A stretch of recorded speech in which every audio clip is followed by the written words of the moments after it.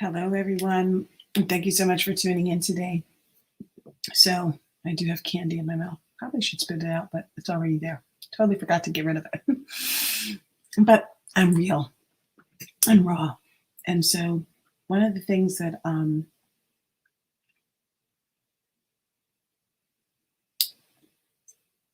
trying to think that through because I wanted to talk about that a little bit more actually. We're always expecting people to edit themselves for what is right or what looks right. And I'm not saying that we should encourage you not to professionalism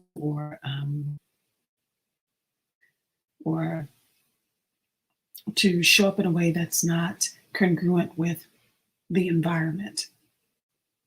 I actually kept going all day. And quite frankly, I needed that little bit of sugar to keep me going even more. So that's why I'm there. And I'm just being transparent because that's what we want.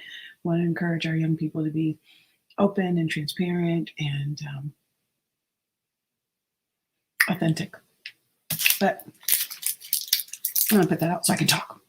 Anyway, I really needed that sugar. Anyway, I am so super excited to share with you guys today about financial literacy. Reason being, quite often we don't always translate things to our kiddos, right? We don't always give them what they need. Sometimes we give them what we think they need. Rather than understanding that editing our knowledge or our information to fit an age range doesn't necessarily help our kiddos, even if a concept is so more complex. When you're talking to a young person, you know how to internally edit it. Like when you have big conversations, you know how to edit them down for your kiddos. So why aren't we having conversation with our children about finance? And for those of you who openly have these in-depth conversations, this message isn't for you. This message is for those of you who are like, I don't necessarily feel comfortable about talking about finances with my kiddo because maybe I don't have them in order, or maybe I just don't know, or maybe I just feel like I don't have the time. Whatever the reason, we're having this conversation now because it's time to be candid and with ourselves so that we can translate important lessons and messages to our kiddos. Because we're at a time where our children, quite frankly, my son comes to me and he goes, Mom, can I buy this thing on the internet? And at first I didn't pay it very much attention. I go, okay, it's a part of his allowance. If he wants to spend some money on this thing, it's fine. And then I realized that thing continued to be more of a thing. And I always tell him, I said, you need to be creating your own application and billing other people and stop billing us. Of course, I teach young people to be very enterprising, and I hope you do as well. Raise your hand if that's really what you want to do, right? Teach your kiddo how to start making money early on, regardless of whether or not they make any money, getting them in the mindset of how money is produced and earned and replicated. And so, but nowadays in the gaming world, most people never actually see money transferring hands. And I shouldn't even just say in the gaming world, in general. We go into stores and we hit our phone or we hit our watch. We don't even take money and things out of our pockets anymore. We literally are just not the exchange of currency isn't happening. And even the credit cards aren't being used that way. Everything is electronic. And I know that since the pandemic, there's this whole issue around money and touching it or whatever, as if we don't touch other things, but that's not neither here nor there at this moment. But the reality is that this is becoming a thing where we're not engaging with money, real money in our hands, the tangible money. Everything is electronic. And with it being electronic, our kids don't really have a concept of money. because they don't know what it is to really like work, get the money, and have it in your hands, and to see it go away. Because there's a difference in that mindset. Like I got it now. I've earned it. Now I have it, and now I give it away. I don't want to give it all away because then I don't have it anymore, and then I got to go do this thing. But when it's all electronic, they never really understand that workflow of I have to go earn it and then I get it. It's kind of just like there. It's magically there all the time. And this is not a concern of just my own. I've had parents and other people tell me about their experiences as well with their young people. And so when I talk about financial literacy, I know right now I'm just talking about this one component, like, okay, understanding money in general. But then there's also the side of how does one earn it? And I know for some of us, our kiddos are like receive allowances, if that's what you do, or it's gifting, or they're working if they're a little bit older. And if that's the case nowadays, especially considering what's going on, excuse me. But what are the drivers of connection with resources, the acquisition of resources? How are our kiddos understanding that pattern? This is something that we this workflow is that something that we teach to our young people because it's important. Right now everything is on an application, and your credit card's already pre-stored. And yes, if you have this conversation with your kid, okay, this is your limit, or this is what you're doing, they understand limits, but they don't really understand the process flow of how everything works. And it's important that we share that with them so that they understand the idea of debit and credit and all the levels of debit and credit, right? Because debit and credit to some people is just my debit card versus a credit card. And for those of us who understand accounting, there's debits and credits and how we balance our checkbooks, right? And so being able to have that dialogue with your kiddos about what those differences are and how they relate to their lives, right? And so I felt that I just wanted to share this all with you about beginning to have these conversations and what it means to save. And what does savings look like? And if you're earning $1, how much do you save and how much do you spend and how much do you just leave for a rainy day? Did you hear that one? If you earn $1, how much do you save? How much do you spend? And how much do you leave for a rainy day? Oh, that looks like 2 savings, right? Because it is. How many of us are teaching our kiddos that savings is really truly saving, and it's something that you don't touch for a very long time? You move it off. It's not something that you even touch or even think about. It's not a part of the cipher of your life. It's here, over to the side, and you just keep funneling it there.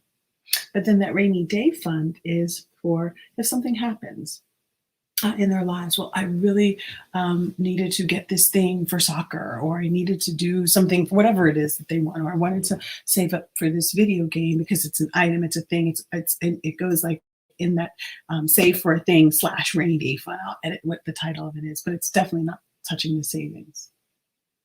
And then what that looks like with relation to what you spend, meaning, and obviously depending on the age of the child, it changes.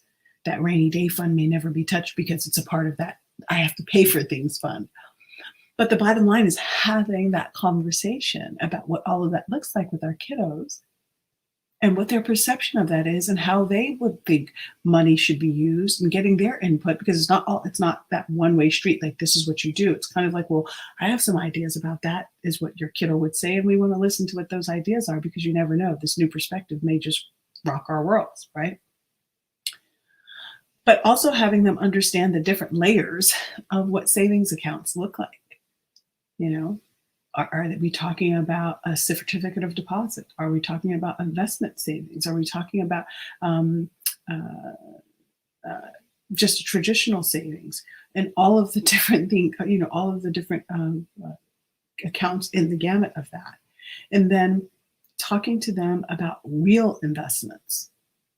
Do they understand what the stock market is? Do they understand what a commodity is? How well versed are you determines, quite frankly, sometimes how uh, uh, financially versed your children are. And that happens because we get a little bit nervous. Well, I may not know enough. That's okay. It's time for us to open up to having the dialogue because our young people need to understand, like if they're going to go to college or they're going to go to a place where they need to invest resources, what that looks like.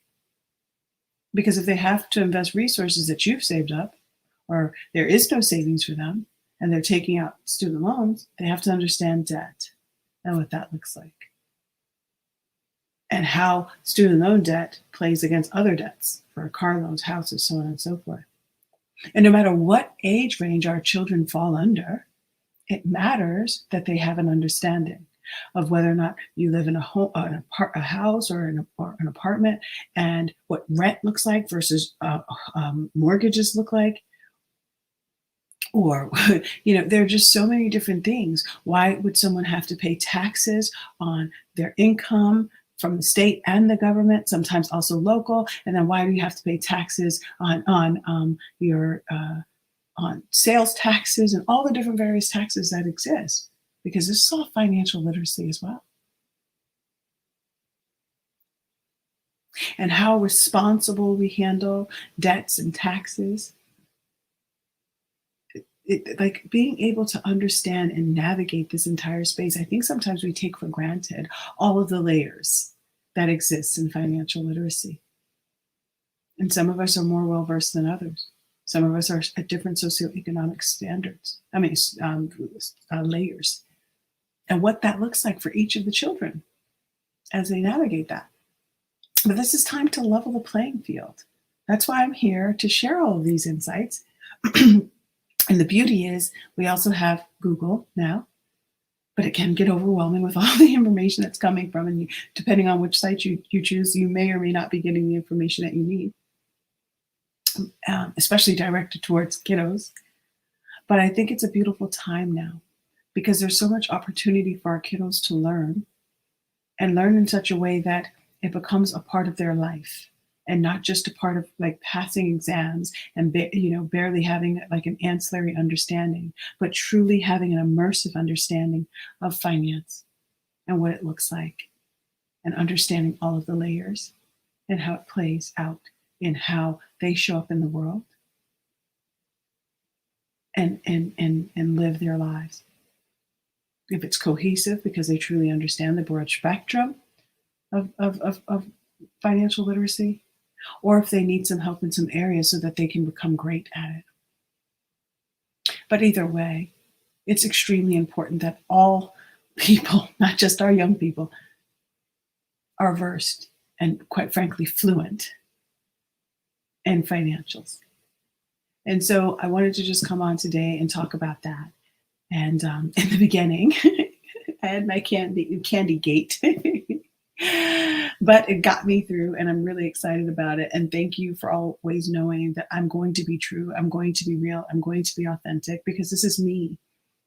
And that's what I want for our kiddos, to be able to show up as themselves every day and feel confident in themselves and feel 100% completely comfortable in their own skin. Because it is so, so very important. So many of our young people don't feel comfortable in their skin. And as a result, they look for acceptance in the outside world. Quite oftentimes, they don't get it. They get judgment. And our goal here is to help you raise emotionally brilliant young people. And, we talk about that social emotional ability, but we want to raise emotionally brilliant. You see, where they're feeling so good inside, it doesn't really matter what others think of them. And to have that self-confidence in learning and in life. So what a beautiful thing. So with that, I will say I look forward to connecting with you again tomorrow. I was just here wanting to share with you the insights and the beauty of financial literacy and how it literally can change your world by having an understanding of the broad spectrum of concepts that fall under financial literacy. And with that, I say toodles. I will see you again tomorrow. Bye-bye now.